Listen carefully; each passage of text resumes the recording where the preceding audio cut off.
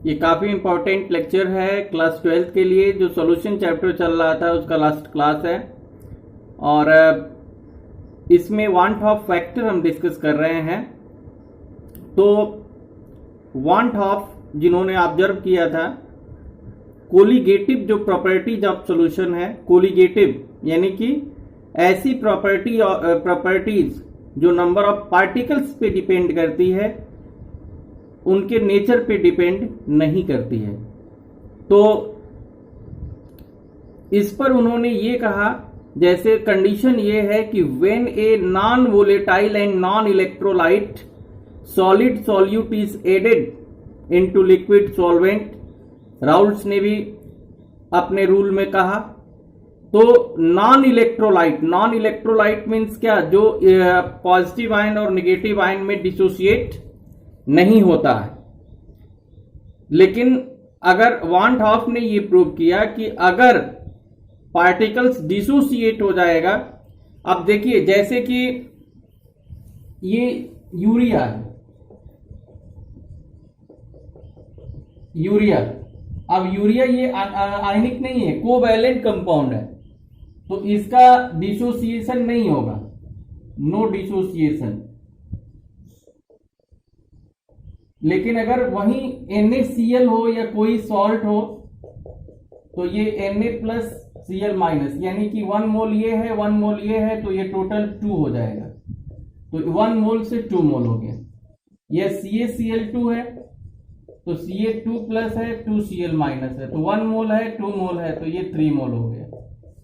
तो इस तरह से इसमें जो डिसोसिएशन होता है तो नंबर ऑफ पार्टिकल्स इंक्रीज कर जाते हैं, और एसोसिएशन होगा तो नंबर ऑफ पार्टिकल्स डिक्रीज कर जाएगा। जैसे कि एसिटिक एसिड है, ये 2 मोल है और ये डाइमर बनता है। जो कार्बोक्सिलिक एसिड होते हैं डाइमर, माने 2 मोल से 1 मोल बन रहा है, तो ये ऊपर डिसोसिएशन हो रहा था, डिसोसिएशन, और नीचे ये एसोसिएशन हो रहा है। एसोसिएशन माने 2 से 1 हो जा रहा है, यानी कि नंबर ऑफ पार्टिकल्स डिक्रीज कर रहा है। ये इंक्रीज कर रहा था, यहां पे इंक्रीज बढ़ रहा है, और यहां पे ये घट रहा है। तो जब नंबर ऑफ पार्टिकल्स चेंज हो जाते हैं, ऐसा जो सॉल्यूट जो डिसोसिएट हो या एसोसिएट हो, उसका नंबर ऑफ पार्टिकल्स अगर चेंज हो जाता है तो फिर कोलिगेटिव प्रॉपर्टीज की वैल्यू भी चेंज हो जाती है। तो हम लोग ये डिस्कस करेंगे कि जब डिसोसिएशन होगा तो कैसे हम निकालेंगे वांट ऑफ फैक्टर, और एसोसिएशन होगा तो कैसे वांट ऑफ फैक्टर कैलकुलेट करेंगे। तो in case of dissociation, want of factor I, in case of dissociation,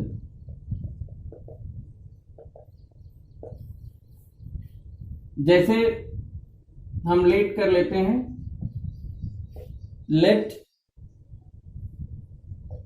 AN,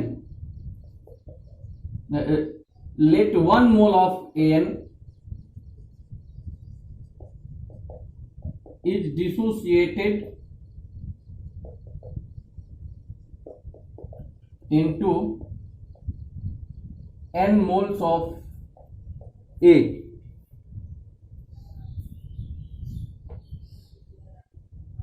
and its degree of dissociation is alpha. तो AN ये डिसोसिएट होगा n मोल्स में। अगर इनिशियल मोल्स, ये जो इनिशियल मोल्स है IM से डिनोट कर दे रहे हैं, 1 है तो ये 0 है, और number of moles at equilibrium NMAI, तो 1 माइनस अल्फा और ये कितना हो जाएगा, 1 से n मोल है तो अल्फा निकलेगा तो n अल्फा हो जाएगा। तो जो वांट ऑफ फैक्टर आई है ये OCP अपॉन CCP या TCP भी कह सकते हैं। तो observed colligative properties upon theoretical colligative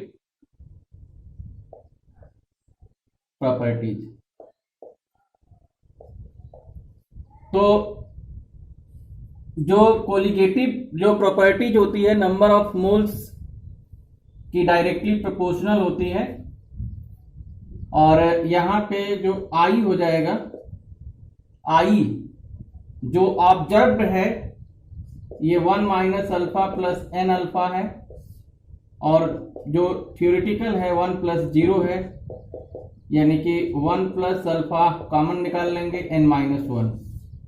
तो इस तरह से आई की वैल्यू आप कैलकुलेट करेंगे, और अगर अल्फा कैलकुलेट करना होगा तो आई माइनस 1 को इस साइड में ले आएंगे, ये n माइनस 1 हो जाएगा।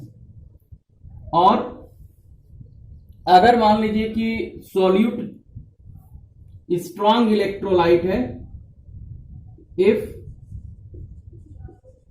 सॉल्यूट इज स्ट्रॉन्ग इलेक्ट्रोलाइट,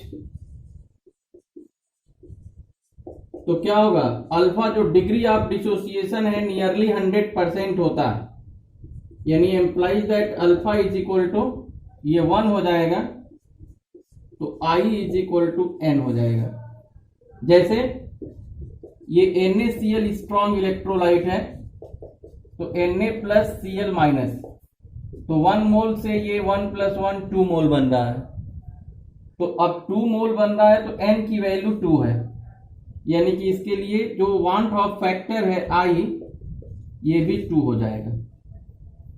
अब जो वीक इलेक्ट्रोलाइट होते हैं, जैसे कि ये कार्बोक्सिलिक एसिड है, वीक इलेक्ट्रोलाइट है, तो वीक इलेक्ट्रोलाइट का डिग्री ऑफ डिसोसिएशन 100% से कम होता है, तो अल्फा की वैल्यू जो भी दी गई होगी, जैसे 40%, 60%, अब मान लीजिए अगर अल्फा जो है 40% है तो अल्फा की वैल्यू 0.40 हो जाएगी।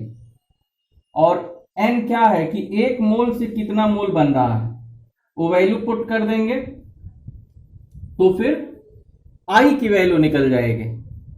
ऐसे ही अगर कोई सॉल्यूट एसोसिएट हो रहा है तो उसके लिए कैसे आप I निकालेंगे, तो ये देखिए ये डिसोसिएशन के लिए था, वेरी सिंपल था, और इसको याद रखना है। अगर कुछ भी नहीं समझ में आया हो तो I is equal to 1 plus alpha n minus 1, ये फॉर्मूला आपको जरूर याद होना चाहिए अगर न्यूमेरिकल सॉल्व करना चाहते हैं। तो I is equal to 1 plus alpha n minus 1, main इसी का रोल है। अब आइए देखते हैं कि अगर एसोसिएशन होगा तो कैसे I कैलकुलेट करेंगे। देखिए यहां पे समझना यह है कि let n mole of A n mole है और एसोसिएट होकर के ये 1 मोल ऑफ AN बन रहा है, ठीक उसी का अपोजिट, जैसे ये n मोल है और AN ये 1 मोल बन रहा है, तो ये इनिशियल मोल्स हो जाएगा। ये मान लीजिए 1 है, जैसे n है तो ये 1 है, तो 1 है तो 1/n होगा, तो ये 0 number of moles at equilibrium, तो ये 1 माइनस अल्फा हुआ, और 1/n है तो ये अल्फा बाई n हो जाएगा। अगर n मोल से 1 मोल बन रहा है ना, n मोल से 1 मोल बन रहा है तो 1 से 1/n बनेगा। ये यूनिटरी मेथड ऑलरेडी आप जान रहे हैं मैथमेटिक्स में भी। तो I इज इक्वल टू हो जाएगा OCP अपॉन CCP या TCP, observed colligative properties upon calculated या थ्योरेटिकल कोलिगेटिव प्रॉपर्टी। तो ये 1 माइनस अल्फा ये ऑब्जर्व्ड है और टोटल 1 प्लस 0, तो 1 प्लस अल्फा अगर कॉमन निकल जाएगा तो 1/n-1, तो ये इस तरह से निकलेगा। और alpha is equal to i-1/1/n-1।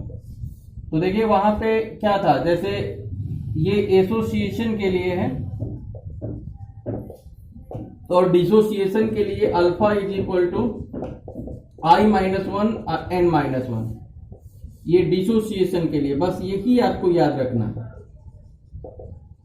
Dissociation में n-1 है और एसोसिएशन में नीचे 1/n-1 है। तो ये अगर फॉर्मूला याद रहेगा तो आप इस पर बेस्ड कोई भी न्यूमेरिकल कर सकते हैं। तो इस पर कुछ न्यूमेरिकल प्रॉब्लम हम डिस्कस करेंगे। तो न्यूमेरिकल प्रॉब्लम हम लोग डिस्कस करेंगे एनसीईआरटी का, जो बार बार एग्जाम में पूछा गया है। लेकिन इसके पहले हम ये समझते हैं कि अगर कोलिगेटिव प्रॉपर्टीज में क्या चेंजिंग आती है, अगर सॉल्यूट डिसोसिएट होगा या एसोसिएट होगा। तो देखिए जैसे यहां लिख दीजिए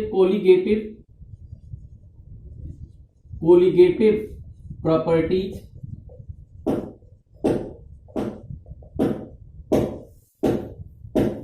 और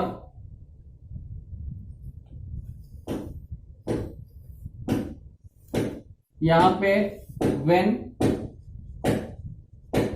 सॉल्यूट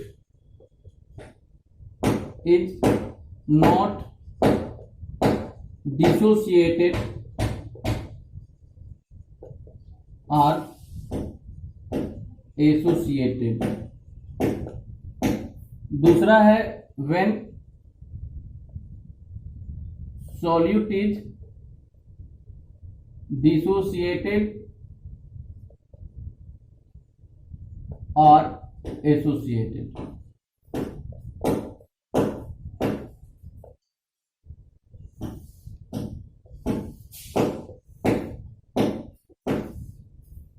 तो solute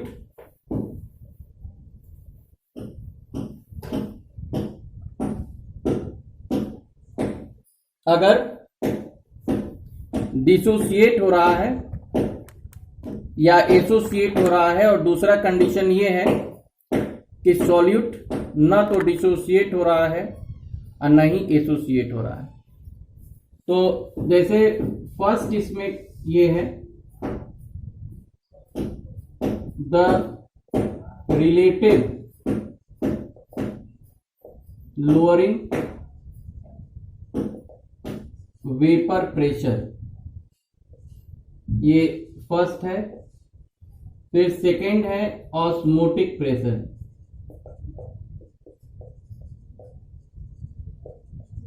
third the elevation in boiling point.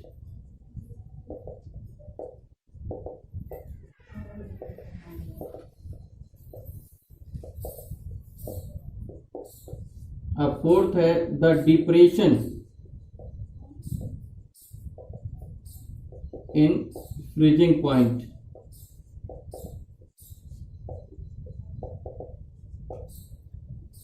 तो the relative lowering vapour pressure P0 minus PS upon P0 is equal to mole fraction of solute, ये राउल्ट्स लॉ है। या फिर PS is equal to P0 into mole fraction of solvent, यही जो ऊपर जो formula है उसी से डिराइव हुआ है। Osmotic pressure pi is equal to CRT या MRT, elevation in boiling point delta TB KB into molality, और depression in freezing point delta TF KF into molality. तो ये तो आप फॉर्मूला तब अप्लाई करेंगे जब डिसोसिएशन या एसोसिएशन नहीं हुआ है। लेकिन अगर सॉल्यूट पार्टिकल डिसोसिएट या एसोसिएट हो जाएगा तो फिर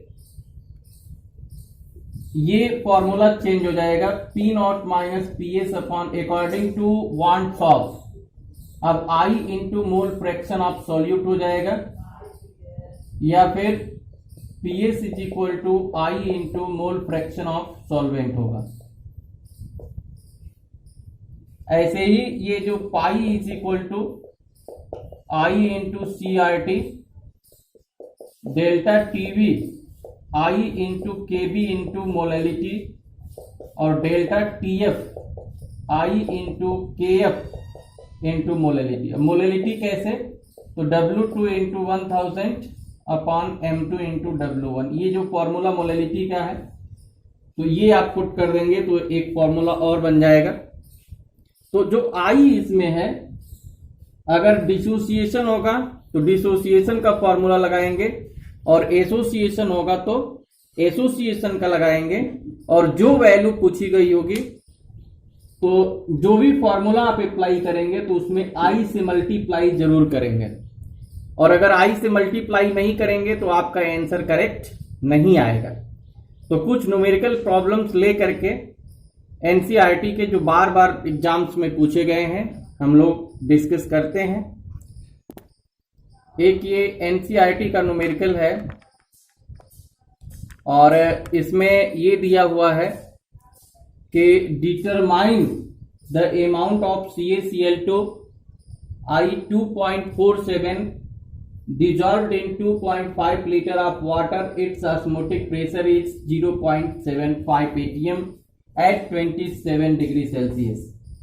तो इसमें क्या दिया है, इसमें सबसे पहले तो वांट ऑफ फैक्टर, ये वांट ऑफ जो फैक्टर है आई, इसकी वैल्यू दे दी गई है 2.47, और ऑस्मोटिक प्रेशर,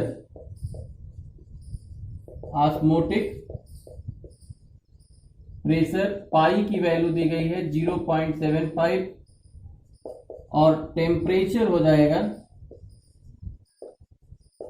27 प्लस 273 300 केल्विन। तो फॉर्मूला जो होता है पाई इज इक्वल टू और आई इंटू CRT हो जाएगा। यहाँ पे जो CaCl2 है, ये इसका CaCl2 का क्या हो रहा है, आयोनाइजेशन हो रहा है, तो 1 मोल से 3 मोल बन रहा है, इसलिए ये आई से मल्टीप्लाई कर देंगे फॉर्मूला में। अब C क्या होता है, ये मोलरिटी है, W upon M into V। तो एम्प्लाइज दैट अगर W आपको निकालना है तो पाई इंटू क्रॉस मल्टीप्लाई कर देंगे, और अपॉन ये हो जाएगा आई W तो निकालना ही है, ये W अगर आपको निकालना है तो pi into M into V और IRT इसके नीचे आ जाएगा। तो अब यहाँ पे पाई की वैल्यू 0.75 और M हो जाएगा कैल्शियम का 40 और इसका 71, तो 111, और ये जो V होगा 2.5 लीटर है, I 2.47, R ATM में अगर है तो 0.082 और T 300। अब इसको जब आप कैलकुलेट कर देंगे तो W जो अमाउंट है ये मिल जाएगा। और अमाउंट पूछा है तो एक तो आप ग्राम में भी निकाल सकते हैं, और इसका जो ये I into N upon VRT number of moles भी निकाल सकते हैं। जैसे N इज इक्वल टू हो जाएगा pi into V upon I into RT। तो पाई जैसे 0.75 इंटू 2.5, और ये आपका हो जाएगा I 2.47, 0.082 और 300। तो ये हो जाएगा 0.75 इंटू 2.5 2.47, ये 24.6। इसको और इसको मल्टीप्लाई करेंगे तो ये आएगा। तो इन दोनों को जब आप मल्टीप्लाई कर देंगे तो आपका आंसर, तो ये आ जाएगा 031 मोल्स और ये आ जाएगा 3.42 ग्राम। तो इस तरह से अगर कोई भी सॉल्यूट डिसोसिएट या एसोसिएट हो रहा है तो आई से मल्टीप्लाई जब करेंगे तभी आपका करेक्ट आंसर आएगा। वन ऑफ फैक्टर से अगर मल्टीप्लाई करेंगे तभी करेक्ट आंसर आएगा। तो आइए एक दूसरा न्यूमेरिकल देखते हैं। ये जो न्यूमेरिकल डिस्कस कर रहे हैं ये आईआईटी में आया हुआ है 2004 में, और क्वेश्चन ये है कि 0.004 m Na2SO4 is isotonic with 0.01 m glucose, degree of dissociation of Na2SO4 is। तो देखिए यहाँ पे जो सॉल्यूट है एक तो Na2SO4 है और एक दूसरा जो सॉल्यूट है वो ग्लूकोज है। तो Na2SO4 का ये डिसोसिएशन होगा 2Na प्लस और SO4 2 माइनस, ये 1 मोल से 2 + 1 3 मोल बन रहा है। और जो ग्लूकोज है C6H12O6, तो ये डिसोसिएशन नहीं होगा, ये 1 का 1 मोल ही बनेगा। अब इसका अगर ऑस्मोटिक प्रेशर π1 है और इसका π2 है तो π1 = π2, क्योंकि ये आइसोटोनिक है, इनका ऑस्मोटिक प्रेशर सेम है। आइसोटोनिक माने जिनका ऑस्मोटिक प्रेशर सेम होता है, तो ये हो जाएगा ये C1RT, ये C2RT। अब चूंकि R की और T की वैल्यू सेम है तो ये C1 = C2 या N1/V और N2/V। तो ये इनका जो कंसंट्रेशन है, अब देखिए अगर इसको आप इसका π1 और π2 में I से मल्टीप्लाई करेंगे, यहाँ पे I × CRT करेंगे तो ये I × C2 हो जाएगा, और ये आपका हो जाएगा I = C1/C2। तो इसका जो ये है कंसंट्रेशन है, ये C1 इसको मान लीजिए और ये C2, क्योंकि आप ऑस्मोटिक प्रेशर इसी का 1 डिनोट किए हैं Na2SO4 का एक, तो ये आपका हो जाएगा 0.004 अपॉन ये 0.010, तो 4/10 यानी कि 0.4 आ जाएगा। ये जो I की वैल्यू हो जाएगी ये 0. तो ये ऑलरेडी, अच्छा ये I यहाँ पे इसमें होगा, ये इलेक्ट्रोलाइट है तो I × CRT ये होगा, ये I हो जाएगा, और I = ये आपका आ जाएगा C2/C1। यहाँ थोड़ा सा C1 C2 में ये चूंकि आप लिख लीजिए तो कंफ्यूजन नहीं होगा।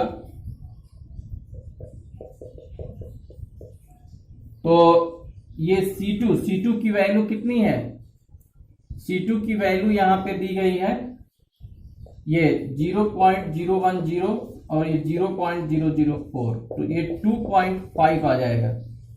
और चूंकि अल्फा = होता है I-1/n-1, तो I 2.5 - 1 और n की वैल्यू चूंकि 3 है तो ये 1.5/2 यानी कि 0.75, तो अल्फा 75% आ जाएगा। तो इस तरह से आप कैलकुलेट कर सकते हैं। तो अभी आगे और भी न्यूमेरिकल डिस्कस करेंगे। आप देखते रहिए chemistry by PK Tiwari online class, और अगर आपको अच्छा लगता है तो आप चैनल को सब्सक्राइब करिए और अपने फ्रेंड्स में इसको शेयर और लाइक कीजिए। Thank you.